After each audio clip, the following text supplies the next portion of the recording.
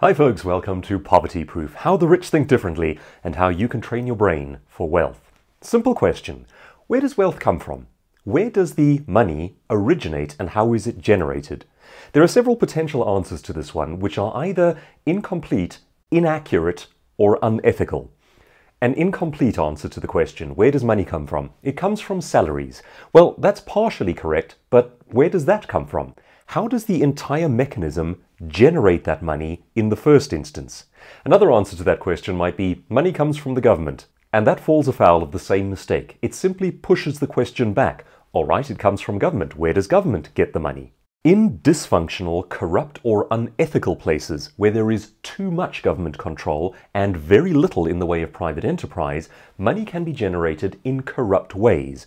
You work with a government that has power over people and they pick winners and losers. That tends to be very prominent in nations where there is over-regulation and strong central government, very little in the way of free market. But in a system that is both free and ethical, law-abiding and able to operate openly, where does the money generate? Learning to answer that question helps you to understand how wealth works, how money works, and how you can become wealthy. This is from the audio version of the book, Poverty Proof. Own the sale. Understand where money comes from and get in its way. In the last few chapters, we looked at ways of raising your value. Within a salaried career, you have the options of becoming highly sought after as a skilled worker, being promoted, creating additional revenue streams, and so on. But inarguably, the big money is to be made by two groups who fall outside of traditional employment. They are people who are their own bosses, entrepreneurs, and people who invest money, buying assets. These two groups may do very complex work, or they may do very simple work, but the underlying principles are always the same.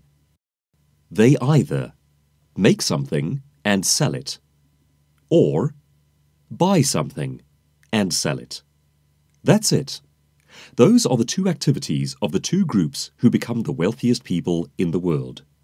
Here is the important part. In both cases, the money happens when a sale is made. As such, here is a simple truth that you need to know. Money always follows sales. Objection. Are you saying I need to be a salesperson? I hate selling. Response. No. I'm saying that you need to own the sale. If you are an employee, you do not own any sale. You receive a fixed monthly salary, and that's only provided other people in the company are selling effectively. If you are the owner of a company, then every sale that is made will make you wealthier. When you own the company, you own all the selling done by the company. And remember, you do not have to be the owner of a brick-and-mortar building or even employ any staff to be the owner of the sale. If you draw a comic strip and that comic strip is sold to 10,000 newspapers around the world each day, then you are the owner of 10,000 sales each day. You're not actually a salesperson. You are the owner of the sales, which is different. And that can make you astonishingly rich. If you offer more by creating merchandise as well, such as toy versions of the cartoons, then you can become even richer by owning even more sales. He or she who owns the sale becomes fabulously wealthy. To do that, you may need a sales team. Or you may need SEO, search engine optimization, working for you on the internet. Or you may need advertising. Or you may need to do interviews in the media to bring in clients. Or you may need to work through a syndication in order to sell to many sources in one go, like the cartoonist. Or you may need to display at expos. The point is not necessarily to do the selling. Rather, it is to own the benefit of the selling. Even someone like Oprah has benefited from this dynamic. Oprah owns her own production company. Her daily talk show used to be one of the most popular shows on earth. Had she been merely employed by a production company, she would have made a very good salary given her popularity. But instead, she owned the production company, Harpo Productions, herself. Therefore, every time the show was sold to a network, she owned the sale. Instead of merely earning a big salary, she made galactic amounts of money. By contrast, another of the world's most popular TV presenters, Jeremy Clarkson of Top Gear and The Grand Tour, was paid very well because of his popularity, but his wealth does not even begin to approach Oprah's because he did not own the production company. Therefore, he did not own the sale. Don't sell your idea. Keep the idea, then repeatedly sell the product or service. Sarah Blakely, the world's first self-made female dollar billionaire, also achieved her wealth by owning the sale. She became frustrated by the problem of visible panty lines. So she spent a little time trying to figure out how to make panties that didn't show through pants. She knew nothing about clothes, fabrics, sewing or design. She just asked some clever questions and got a few people to work with her in solving the problem. Then she did something brilliant. Rather than selling her idea once, she started making and selling the solution herself. Let's assume that Sarah had sold her idea once.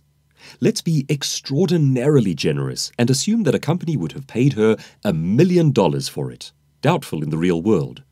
That would have been the end of her story. Instead, Blakely continued to own the sale of products that her own company made. She started with a small team at first and sold to a few local stores, then scaled up and sold to national stores, then international stores. Each time her organization, Spanx, made and sold anything, some of that money went to Sarah. Owning the sale is the key to large-scale wealth. This is how the Rothschilds and Rockefellers of the world created their fortunes. And you don't even have to make anything. You could simply bring together. An entrepreneur who sells cleaning services does not make a product, but rather brings together a group of people who can clean, manages their work, and sells their service. Can you think of a useful service you might sell repeatedly? Remember, if you have a brilliant idea, do not sell the idea itself. Make the thing, or create the company, and sell that instead. Own the idea and continually make sales from it. That's the key. Investing is also owning the sale. Even for investors who might buy things like property or stocks, the same applies. They start by purchasing an old property. Perhaps they fix it up, or they buy a business and give it some guidance. The thing they bought becomes more valuable. Then they sell it. It's at the point of sale that they have made money. The sale is where the money happens. If you own the sale, you have placed yourself in the way of the money. Probing question. In your current work, where is the point of sale? Who is buying and paying money? Do you in any way directly benefit from the sale? Do you receive more money the more sales are made? Could you get into such a position? To invest in shares in companies is to be a part owner of the sales. If the company makes many sales, you receive greater income. It is also possible to be an entrepreneur and an investor. That way, you own two potential sources of sales income. This much always remains. The money happens where the sale is made, nowhere else. Own the sale, and you have placed yourself in the way of the money. Anything else is salary, and salaries have limits.